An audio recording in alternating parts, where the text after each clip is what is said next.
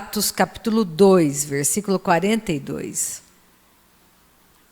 Atos conta o início da igreja, como que a igreja do Senhor Jesus começou. E eu quero nessa noite fazer um paralelo, aproveitar o gancho do que a Cici falou. O primeiro passo é você começar a se enxergar exatamente como a Bíblia diz que você é. Você nunca pode se esquecer de que você está dentro de um odre velho. E esse odre velho ama o mundo.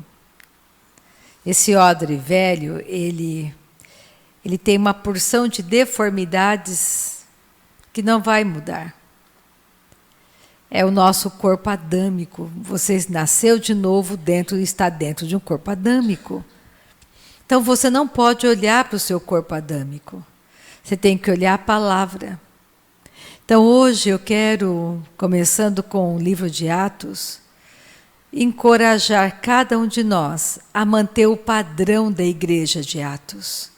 É isso que precisamos. O que eu busco aqui, em Lins, aonde eu congrego? Eu busco que a igreja de Atos, a mesma igreja que estava em Atos, seja manifestada aqui. Que cada um de nós possamos crescer na nossa responsabilidade. Que deixemos de sermos crianças, mas que você busque o seu crescimento. Eu não quero mais andar do jeito que eu andava antes. Então, o que eu tenho que fazer? Eu preciso ter tempo com meu Pai, eu preciso orar. Eu preciso de intimidade com Deus. Se você não passa tempo com seu Pai Celestial, você nunca irá conhecê-lo. Nunca. Você vai conhecer Deus só de ouvir falar, mas não de intimidade. Por isso que a Bíblia sempre compara o nosso relacionamento com Deus como um casamento. Vocês que são casados, a intimidade com seu cônjuge deu um fruto. Você tem filhos, fruto do teu relacionamento com o seu marido, com a sua esposa, gerou um fruto. A minha intimidade com meu Pai Celestial vai gerar frutos também na minha caminhada. Então, o que você precisa nessa noite? Passar tempo com seu Pai. Você precisa passar tempo com Deus.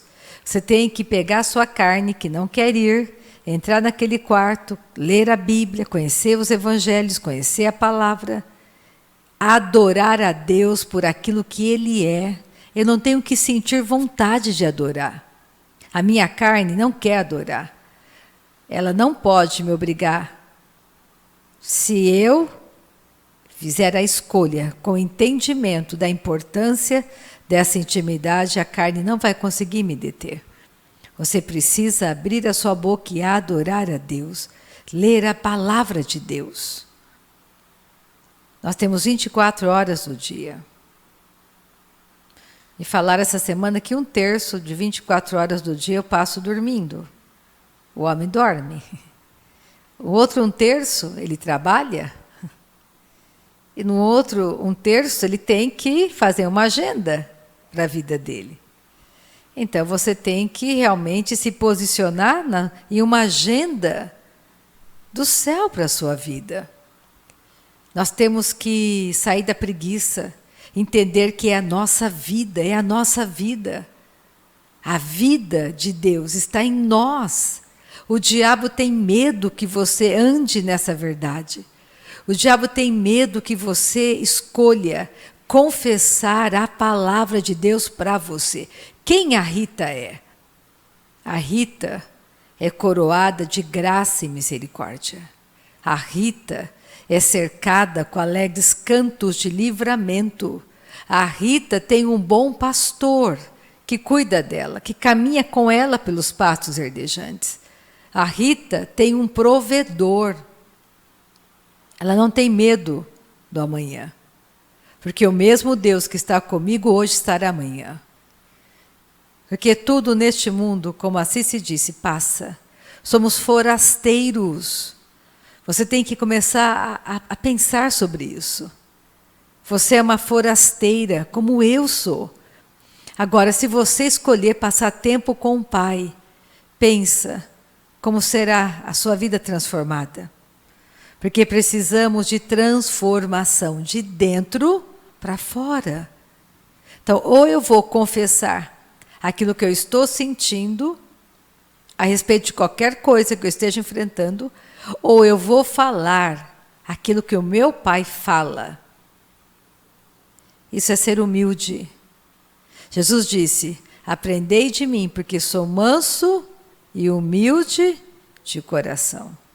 Manso para ouvir a instrução e humilde para obedecer a instrução. Não queira ter um coração rebelde, um coração orgulhoso, que não confia em Deus, que não faz o que Deus diz. Porque Deus resiste ao orgulhoso, aquele que é orgulhoso, mas Ele dá graça aos humildes. Então olha para o teu coração, aceite a palavra. O Evangelho é algo simples. O Evangelho tem que mudar a minha vida. Você tem que escolher, durante a sua caminhada nessa terra, o que você vai fazer com a verdade que Deus está revelando a você. O pecado não tem mais domínio sobre a minha vida, nem sobre a tua vida.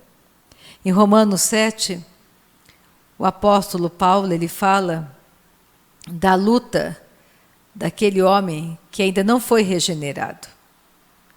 Ele fala: eu quero fazer o que é certo. Eu quero fazer. Eu sei que a lei, os princípios da lei são princípios ótimos, mas existe alguma coisa que opera em mim que me impede de obedecer o que Deus diz para mim. E ele descobre que ele tem uma natureza caída. Deus deu a lei para o homem pecador descobrir que ele é pecador, que ele está morto. Aquele que é pecador, ele não sabe que ele é pecador, que ele está morto. A vida dele, ele anda, ele tem os planos, os projetos. Ele não sabe que ele está morto.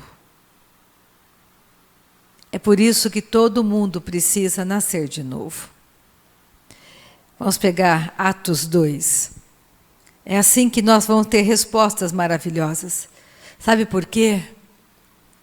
Assim se disse: o mundo jaz em trevas. E é real. As pessoas estão indo para o inferno a galope, morrendo sem Deus. Se você fizer uma listinha dos seus amigos que morreram nesses últimos 2 anos, será que todos os teus amigos foram para o céu? Será que os seus parentes que morreram de 2 anos para cá foram para o céu? Será que eles foram? Você precisa se conscientizar dessa vida dentro de você. Você precisa buscar a sua transformação, não é a do outro. Você muda e tudo ao teu redor vai mudar. Você é aquele que está sinalizando quando Jesus diz: eu sou a luz do mundo.